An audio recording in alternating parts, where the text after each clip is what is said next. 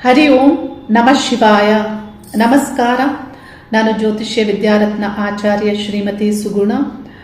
ಒಬ್ಬ ವ್ಯಕ್ತಿಯ ಸಮಗ್ರವಾದಂತಹ ಬದುಕಿಗೆ ಜ್ಯೋತಿಷ್ಯ ಶಾಸ್ತ್ರದ ಪ್ರಕಾರವಾಗಿ ಫಲಗಳನ್ನು ತಿಳಿಸುವಾಗ 9 ಗ್ರಹಗಳ ಆಧಾರಿತವಾಗಿ ಫಲಗಳನ್ನು ತಿಳಿಸಲಾಗುತ್ತೆ. ಆದರೆ ಆ 9 ಗ್ರಹಗಳಿಗೂ ಮೇಲ್ಪಟ್ಟಂತಹ ವಿಷಯವನ್ನು ನಾವು ಅರ್ಥ ಮಾಡಿಕೊಳ್ಳಬೇಕು. ನನ್ನ ಅನುಭವದಲ್ಲಿ ಇರುವಂತಹ ವಿಷಯಗಳನ್ನು ಯಾವುದೇ ಪೂರ್ವ ತಯಾರಿ ಇಲ್ಲದೆ ತಿಳಿಸ್ತಾ ಇದ್ದೇನೆ. ಒಬ್ಬ ವ್ಯಕ್ತಿ ಬರುವಾಗ ಮೊದಲು ಕೇಳುವಂತಹ ಪ್ರಶ್ನೆ ಏನಂದರೆ, 9 ಗ್ರಹಗಳ ಸಂಬಂಧಪಟ್ಟಂತೆ ಗುರು ಅಥವಾ ಶುಕ್ರ ಅಥವಾ ಶನಿ ಈ ಗ್ರಹಗಳ ಸಂಬಂಧಪಟ್ಟಂತಹ ಪ್ರಶ್ನೆಯನ್ನು ಮೊದಲು ಕೇಳೋದಿಲ್ಲ. ಮೊದಲು ಕೇಳೋದೇನೆಂದರೆ, ಯಾಕೋ ಏನು ನಮ್ಮ ಕಾಲ ಸರಿ ಇಲ್ಲ, ನಮ್ಮ ಕಾಲ ಹೇಗಿದೆ, ನಮಗೆ ವಿವಾಹ ಕಾಲ ಯಾವಾಗ ಕೂಡಿ ಬರುತ್ತೆ, ಈ ರೀತಿ ಪ್ರಶ್ನಿಸ್ತಾರೆ. ಅಂದರೆ ನಾನು ತಿಳಿಸ್ತಾ ಇರುವಂತಹ ವಿಷಯ ಕಾಲದ ಬಗ್ಗೆ ಆಗಿದೆ. ಅಂದರೆ 9 ಗ್ರಹಗಳಿಗೂ ಮೇಲ್ಪಟ್ಟಂತಹ ವಿಷಯ ಕಾಲದ್ದಾಗಿದೆ. ಜ್ಯೋತಿಷ್ಯ ಶಾಸ್ತ್ರದ 9 ಗ್ರಹಗಳಲ್ಲಿ ರಾಹು ಕೇತು ಗ್ರಹಗಳು ಛಾಯಾಗ್ರಹಗಳು. ಈ ಗ್ರಹಗಳನ್ನು ಅಂದರೆ ಈ ಛಾಯಾಗ್ರಹಗಳನ್ನು ಇಲ್ಲಿ ಆಧಾರಿತವಾಗಿ ತೆಗೆದುಕೊಂಡು ಫಲಗಳನ್ನು ತಿಳಿಸಲಾಗುತ್ತೆ. ಆದರೆ ಈ 9 ಗ್ರಹಗಳಿಗೂ ಮೇಲ್ಪಟ್ಟಂತಹ ವಿಷಯ ಕಾಲದ್ದಾಗಿದೆ. ಹಾಗಾಗಿ 9 ಗ್ರಹಗಳಿಗೂ ಪ್ರಬಲವಾದಂತಹ ಗ್ರಹ ಅಂದರೆ ಕಾಲ ಆಗಿದೆ. ಈ ಕಾಲದ ಬಗ್ಗೆ ನೀವು ತಿಳಿದುಕೊಳ್ಳಬೇಕು. ಅನುಭವದಲ್ಲಿ ಇರುವಂತಹ ವಿಷಯಗಳನ್ನು ತಿಳಿಸ್ತಾ ಇದ್ದೀನಿ. ಕಾಲವನ್ನು ಪ್ರಶ್ನಿಸ್ತಾರೆ. ಅಂದರೆ ಕಾಲ ಹೇಗಿದೆ, ಕಾಲದ ಬಗ್ಗೆಯೇ ಇಲ್ಲಿ ಮಾತುಗಳು ಇರುತ್ತೆ. ಅಂದರೆ ಯಾವುದೇ ಒಂದು ಬೇಸಿಗೆ ಹೆಚ್ಚಾಗಿ ಬಂದಾಗ ಬೇಸಿಗೆ ಕಾಲ, ಚಳಿ ಕಾಲ, ಮಳೆ ಕಾಲ, ಯಾವುದೇ ವಿಷಯ ಏನಾದರೂ ಇದ್ದ ಹಾಗೆ ಇರದೆ ಬದಲಾದಾಗ ಅಥವಾ ಏರಿಳಿತಗಳಾದಾಗ ಕಾಲ ತಸ್ಮೈ ನಮಃ ಅಂತ ಹೇಳೋದು ನೀವು ಕೇಳಿರ್ತೀರ. ಈ ಕಾಲದ ಬಗ್ಗೆ ನಮ್ಮ ಹಿರಿಯರು ಬಹಳ ವಿಷಯಗಳನ್ನು ತಿಳಿಸಿಕೊಟ್ಟಿದ್ದಾರೆ. ಗ್ರಂಥ ಪುರಾಣಗಳನ್ನು ನೀವು ಅಭ್ಯಾಸಿಸುವಾಗ ತಿಳಿಯುವಾಗ ನಿಮಗೆ ಈ ವಿಷಯಗಳು ತಿಳಿಯುತ್ತೆ. ಕಾಲ ಇಲ್ಲದೆ ಲೋಕದಲ್ಲಿ ಯಾವ ವ್ಯವಹಾರವೂ ಸರಿಯಾಗಿ ನಡೆಯೋದಿಲ್ಲ. ಅಂದರೆ ಇಡೀ ಭೂಗೋಳವನ್ನೇ ಆವರಿಸಿದೆ ಕಾಲ. ಅಂದರೆ ಭೂಗೋಳವನ್ನು ವ್ಯಾಪಿಸಿ, ಭೂಮಿಯನ್ನು ವ್ಯಾಪಿಸಿ ಲೋಕದ ಎಲ್ಲ ವ್ಯವಹಾರಗಳು, ವ್ಯಕ್ತಿಯ ವಿಷಯಗಳು, ಆಗು ಹೋಗುಗಳು, ವ್ಯಕ್ತಿಯ ಜೀವನ ಇವೆಲ್ಲವೂ ಕಾಲದಂತೆ ನಡೆಯಲಿದೆ. ಗ್ರಹಗಳ ಫಲವು ಕಾಲದಂತೆ ನಿಮಗೆ ಸಿಗಲಿದೆ. ನೋಡಿ, ಶನಿ ಭುಕ್ತಿ ಕಾಲ, ಚಂದ್ರ ಭುಕ್ತಿ ಕಾಲ, ಹೀಗೆ ದಶಾಕಾಲ. ಅಂದರೆ ಈ ಕಾಲವು ಅಷ್ಟು ಮಹತ್ವವನ್ನು ಇಲ್ಲಿ ಪಡೆದುಕೊಳ್ಳುತ್ತೆ. ಅಂದರೆ ಗ್ರಹಗಳಿಗೂ ಮೇಲ್ಪಟ್ಟು ಕಾಲ ಇಲ್ಲಿ ಮಹತ್ವವನ್ನು ಪಡೆದುಕೊಳ್ಳುತ್ತೆ ಅನ್ನೋದನ್ನು ನಾನಿಲ್ಲಿ ನಿಮಗೆ ತಿಳಿಸ್ತಾ ಇದ್ದೀನಿ.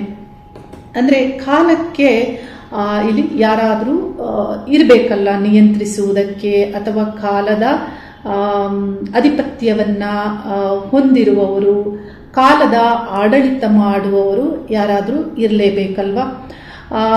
ಅಂದರೆ ನಮ್ಮ ಒಂದು ಸನಾತನ ಸಂಸ್ಕೃತಿಯಲ್ಲಿ ಕಾಲದ ಅಧಿಪತ್ಯವನ್ನು ಹೊಂದಿರುವ ದೇವರ ಬಗ್ಗೆ ನಿಮಗೆ ತಿಳಿದಿರುತ್ತೆ. ಇಡೀ ಭೂಮಂಡಲವನ್ನು ವ್ಯಾಪಿಸಿರುವಂಥ ಈ ಕಾಲವನ್ನು ಆಡಳಿತ ಮಾಡುವಂತಹ ದೇವರ ಬಗ್ಗೆ ನೀವು ಕೇಳಿರ್ತೀರ. ಅಂದರೆ ನಮ್ಮ ದೇವತೆಗಳಲ್ಲಿ ಈ ಎನರ್ಜಿ ಫಾರ್ಮ್ ಏನಿದೆ ಇವುಗಳಲ್ಲಿ ಕಾಲವನ್ನು ನಿಯಂತ್ರಿಸುವಂತಹ ಮಹಾಕಾಲೇಶ್ವರ, ಕಾಲೇಶ್ವರ, ಕಾಲಭೈರವ, ಈಶ್ವರ ದೇವರನ್ನು ಇಲ್ಲಿ ನಾವು ತಿಳಿದಿದ್ದೇವೆ. ಈ ದೇವರು ಕಾಲವನ್ನು ನಿಯಂತ್ರಿಸ್ತಾರೆ. ಅಂದರೆ ಕಾಲವನ್ನು ಆಡಳಿತ ಮಾಡ್ತಾರೆ, ಕಾಲದ ಪಾಲನೆಯನ್ನು ಮಾಡ್ತಾರೆ ಅನ್ನೋದು ಇಲ್ಲಿ ಅರ್ಥ ಆಗುತ್ತೆ. ಅಂದರೆ ಈ ಕಾಲವು ಯಾವ ರೀತಿ ವರ್ಕ್ ಆಗುತ್ತೆ ಅನ್ನೋದನ್ನು ನೀವು ತಿಳಿಬೇಕು. ನೋಡಿ, ಈಶ್ವರನಿಲ್ಲದೆ ಯಾವ ಕಾಲವೂ ಹೇಗೆ ನಿಮಗೆ ಶುಭ ಅಶುಭ ಫಲವನ್ನು ನೀಡಲಾರದು. ಹಾಗಾಗಿ ಜ್ಯೋತಿಷ್ಯ ಕೇಳಲಿಕ್ಕೆ ಬರುವಂತಹ ಪ್ರತಿ ವ್ಯಕ್ತಿಗಳಿಗೂ ನಾನು ತಿಳಿಸ್ತೇನೆ, ನೀವು ಪ್ರಾರ್ಥನೆ ಮಾಡಿ ಬರಬೇಕು ಅನ್ನೋದನ್ನು. ಏಕೆಂದರೆ ಯಾವಾಗ ನೀವು ಪ್ರಾರ್ಥಿಸ್ತೀರಾ, ಆ ಕಾಲವನ್ನು ಈಶ್ವರನನ್ನು ನೀವು ಪ್ರಾರ್ಥಿಸ್ತೀರಾ, ಆಗ ನಮ್ಮ ಬಳಿ ಬರಬೇಕೋ ಅಥವಾ ಇಲ್ಲ ಹೋಗಬಾರ್ದು ಅಥವಾ ಅದಕ್ಕಿರುವಂತಹ ಅಡ್ಡಿ ಆತಂಕಗಳು ಕೊರತೆಗಳು ಏನಾದರೂ ಇದ್ದರೆ ಆ ಕಾಲವೇ ನಿಮಗೆ ಸರಿಯಾದ ಕಾಲಕ್ಕೆ ಕರೆದುಕೊಂಡು ಜ್ಯೋತಿಷಿಯ ಬಳಿ ಬಿಡುವಂಥದ್ದು. ಅಂದರೆ ಕಾಲ ಅದಕ್ಕೆ ಅವಕಾಶವನ್ನು ಮಾಡಿಕೊಡಬೇಕು, ಕಾಲ ಕೂಡಿ ಬರಬೇಕು. ಈಶ್ವರಾನುಗ್ರಹ ಇಲ್ಲದೆ ಯಾವ ಜ್ಯೋತಿಷ್ಯ ಶಾಸ್ತ್ರವು ಇಲ್ಲಿ ಅಂದರೆ ಫಲಗಳು ತಿಳಿಯೋದಿಲ್ಲ. ಈಶ್ವರ ಪ್ರೇರಣಾ ಶಾಸ್ತ್ರ ಅನ್ನೋದೇ ಕೆಲವು ಶಾಸ್ತ್ರದಲ್ಲಿ ಬೆಳೆದು ಬಂದಿದೆ. ಈಶ್ವರನಿಂದಲೇ ಅಂದರೆ ಆ ಕಾಲ ಕೂಡಿ ಬಂದಾಗಲೇ ಶಾಸ್ತ್ರವು ಮುಂದುವರಿಯುತ್ತೆ ಆ ಕಾಲದಲ್ಲಿ.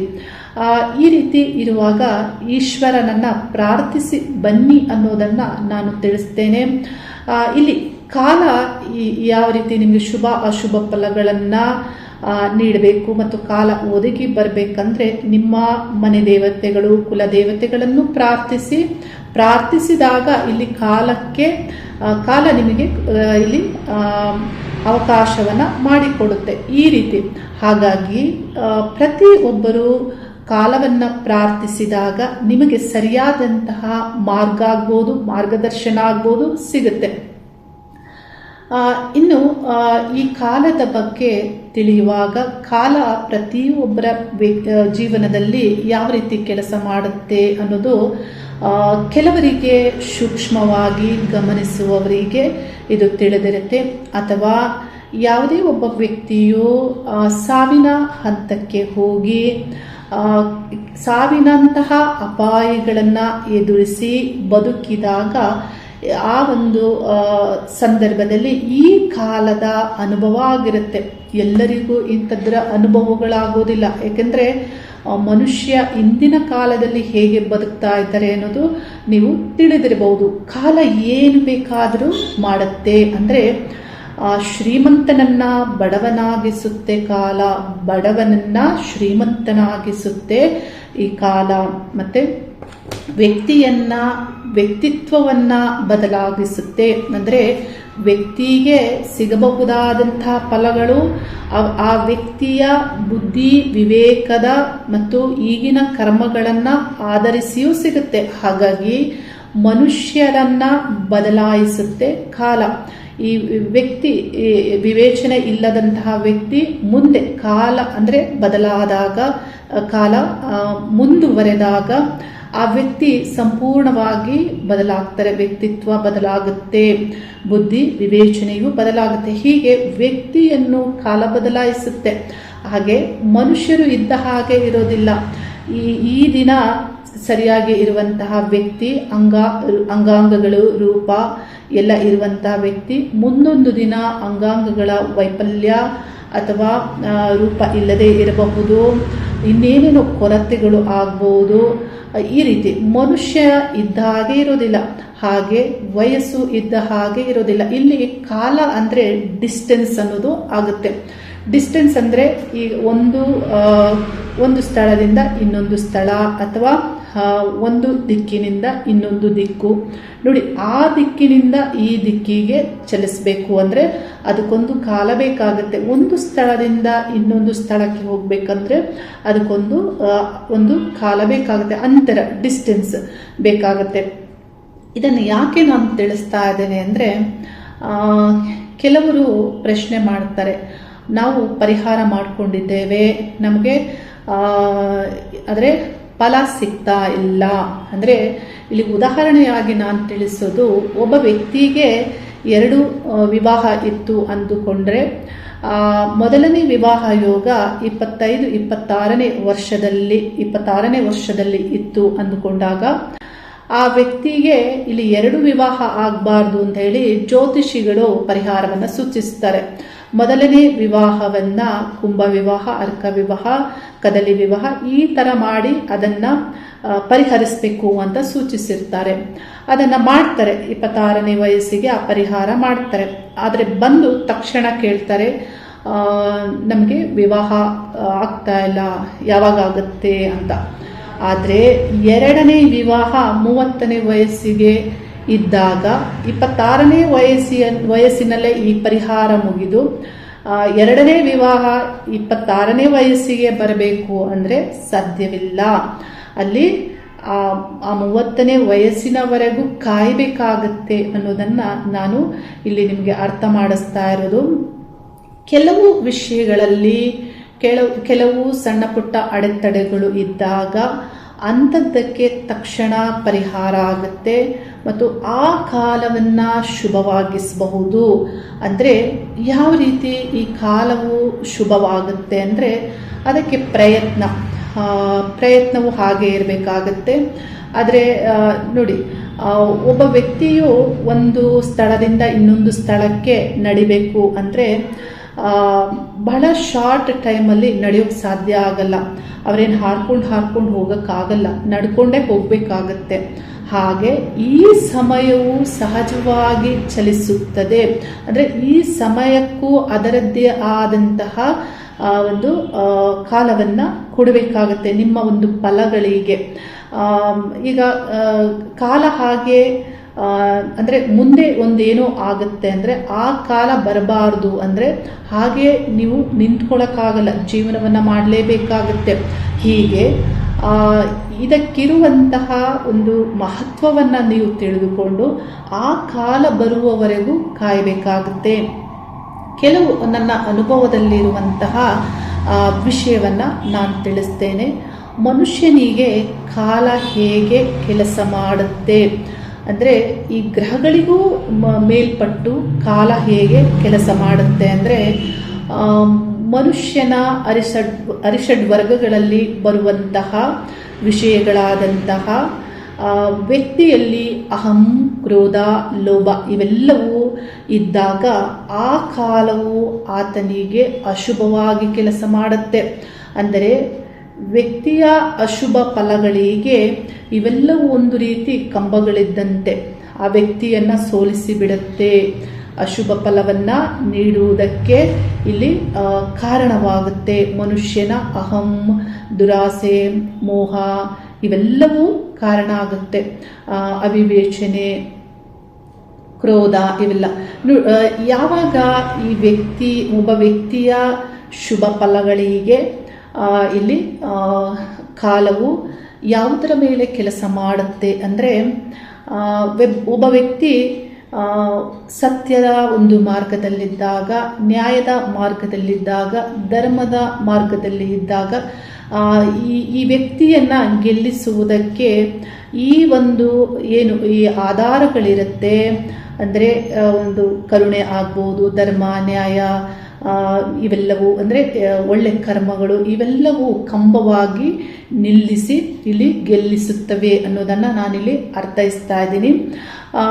ಈ ವ್ಯಕ್ತಿಗಳ ಜೀವನಕ್ಕೆ ಸಮಸ್ಯೆಗಳು ಅಂದರೆ ಅಂತಿಮವಾಗಿ ಬಂದಾಗ ಇಲ್ಲಿ ಈಶ್ವರ ಕೆಲಸ ಮಾಡ್ತಾರೆ. 2024ರಲ್ಲಿ 8:30 ರಾತ್ರಿ ಸಂದರ್ಭದಲ್ಲಿ ನಾನು ಗ್ರಂಥಗಳನ್ನು ಅಧ್ಯಯನ ಮಾಡ್ತಾ ಇದ್ದೆ.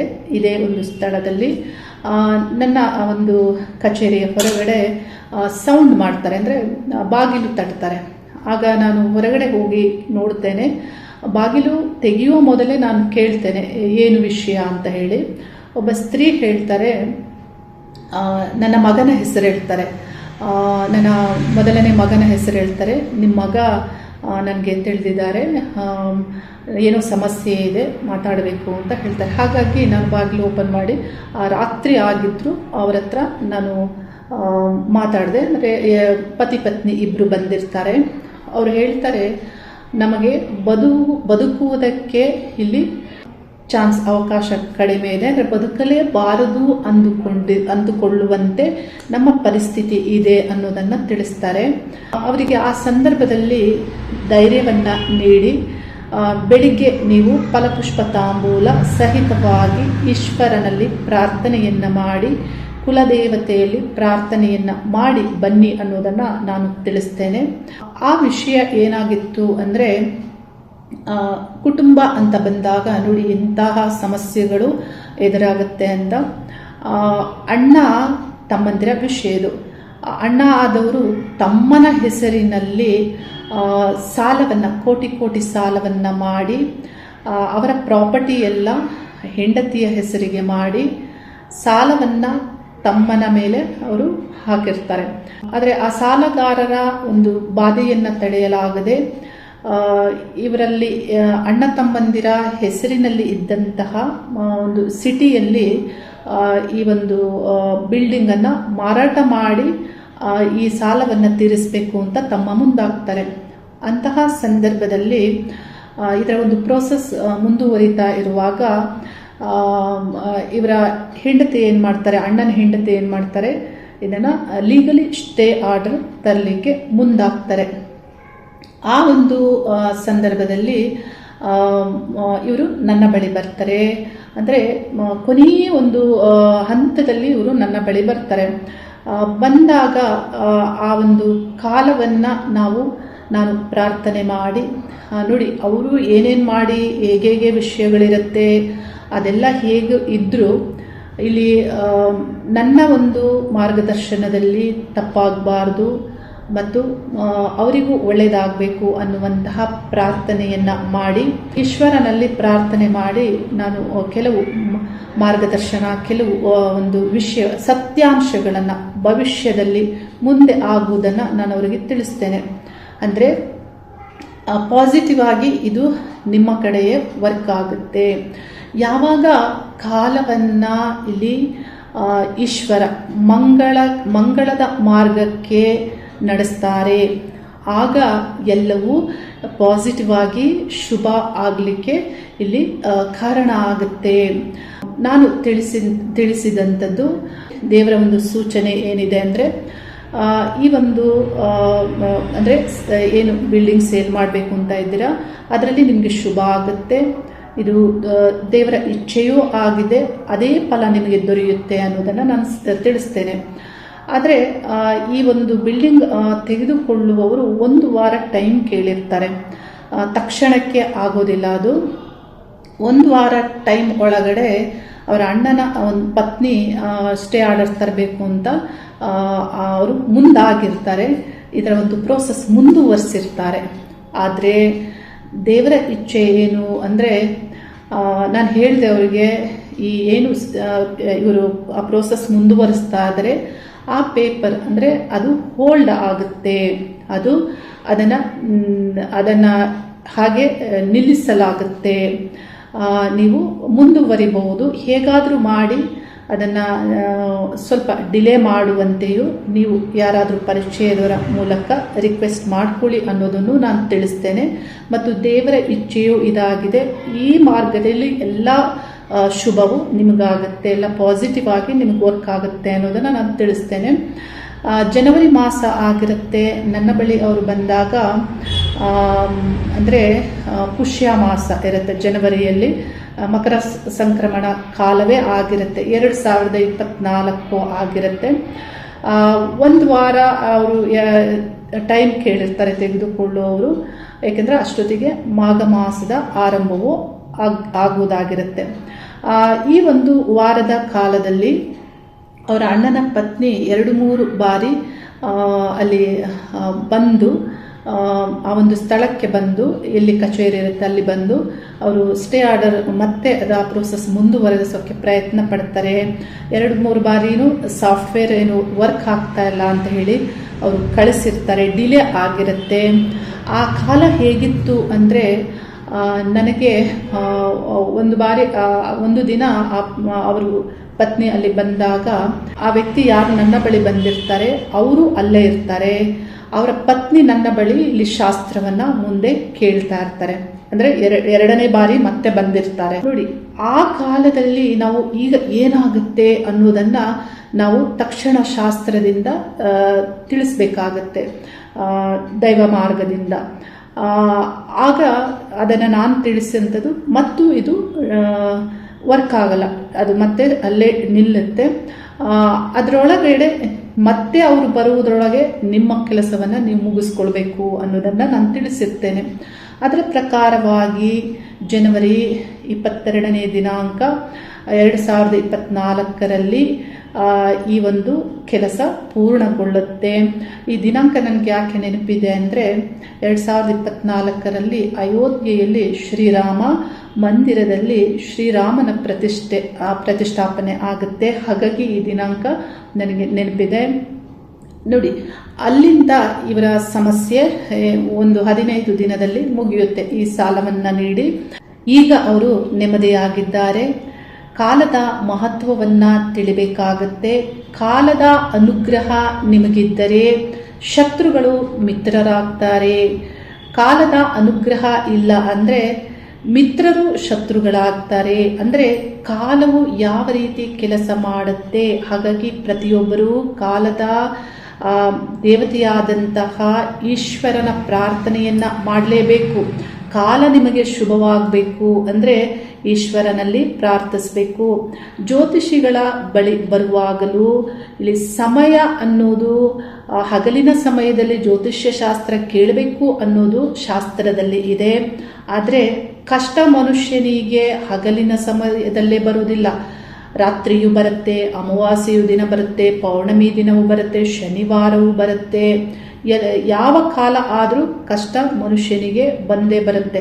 ಹಾಗಾಗಿ ಜ್ಯೋತಿಷಿಗಳ ಬಳಿ ಯಾವ ಕಾಲದಲ್ಲೇ ಯಾರೇ ಕಷ್ಟ ಅಂತ ಬಂದರೂ ಆ ಸಂದರ್ಭಕ್ಕೆ ತಕ್ಷಣವಾಗಿ ಮಾರ್ಗದರ್ಶನವನ್ನ ಕೊಡಲು ಜ್ಯೋತಿಷಿಗಳು ಸಿದ್ಧರಿರಬೇಕಾಗುತ್ತೆ.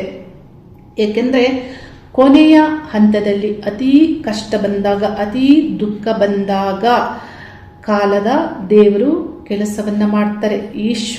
ಈಶ್ವರವೇ ನಿಮ್ಮ ಬಳಿ ಕರೆದುಕೊಂಡು ಬರುವಂಥದ್ದು, ನಿಮಗೆ ಇಲ್ಲಿ ಕಾಲ್ ಬರುವಂತೆ ಆಗ್ಬೋದು, ಅಥವಾ ನಿಮ್ಮ ಸಂಪರ್ಕಕ್ಕೆ ಅವರು ಬರುವಂತೆಯೋ ಇಲ್ಲಿ ಕಾಲದ ಒಂದು ಅನುಗ್ರಹದಿಂದಲೇ ಆಗುತ್ತೆ. ಹಾಗಾಗಿ ನೀವು ಮಾರ್ಗದರ್ಶನ ಕೊಡುವುದು ನೀವು ಅನ್ನೋದು ಅಲ್ಲಿ ನೆಪ ಮಾತ್ರ ಆಗಿರುತ್ತೆ. ಆದರೆ ಈ ಎಲ್ಲ ಒಂದು ವಿಷಯಗಳಲ್ಲಿಯೂ ಕಾಲದ ದೇವರು ಈಶ್ವರ ಇಲ್ಲಿ ಕೆಲಸ ಮಾಡ್ತಾ ಇರ್ತಾರೆ. ಮಂಗಳ ಉಂಟಾಗಬೇಕು. ಈ ಕಾಲವು ಇಲ್ಲಿ ಸರಿಯಾದ ರೀತಿಯಲ್ಲಿ ಈ ಕಾಲವನ್ನ ನಿಭಾಯಿಸಿ ಮುಂದೆ ಮಂಗಳ ಆಗಬೇಕು, ಶುಭ ಆಗಬೇಕು.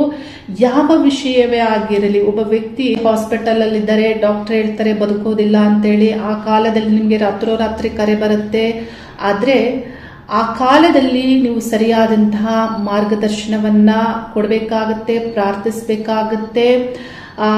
ಆದರೆ ನೆಕ್ಸ್ಟ್ ಡೇ ಈ ಕಾಲವು ಬದಲಾಗಿ ಆ ವ್ಯಕ್ತಿಯು ಬದುಕಿರ್ತಾರೆ, ಆರೋಗ್ಯವಂತರಾಗ್ತಾರೆ, ಮುಂದೆ ಅವರು ದೀರ್ಘಕಾಲದವರೆಗೆ ಬದುಕ್ತಾರೆ. ಅಂದರೆ ಕಾಲ ಎಲ್ಲವನ್ನು ಬದಲಾಯಿಸುತ್ತೆ. ಆ ತಕ್ಷಣಕ್ಕೆ ಆ ಕಾಲಕ್ಕೆ ಸರಿಯಾಗಿ ಮಾರ್ಗದರ್ಶನವನ್ನ ಕೊಡಲು ಜ್ಯೋತಿಷಿಗಳು ಸಿದ್ಧರಿರಬೇಕಾಗುತ್ತೆ. ಕಾಲ ಪಾಸಿಟಿವ್ ಆಗಿ ವರ್ಕ್ ಮಾಡಬೇಕಾಗುತ್ತೆ.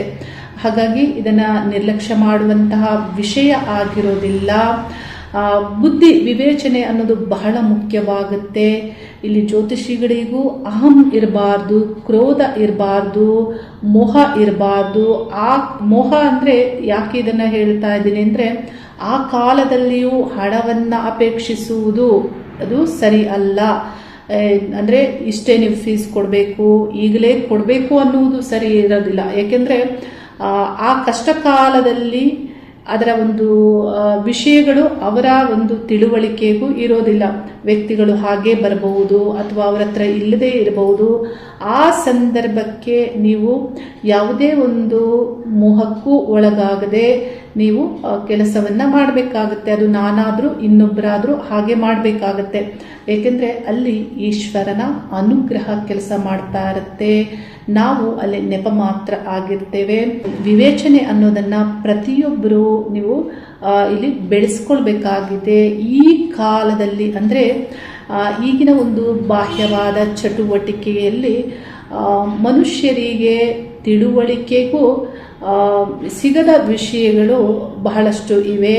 ಏಕೆಂದರೆ ಮನುಷ್ಯ ಬಹಳ ಶಾರ್ಟ್ ಟೈಮಲ್ಲಿ ಏನೋ ಆಗಬೇಕು ಅಂತ ಅಂದುಕೊಳ್ತಾರೆ. ಆದರೆ ಈ ಕಾಲದ ಮಹತ್ವವನ್ನು ತಿಳಿಬೇಕಾಗತ್ತೆ.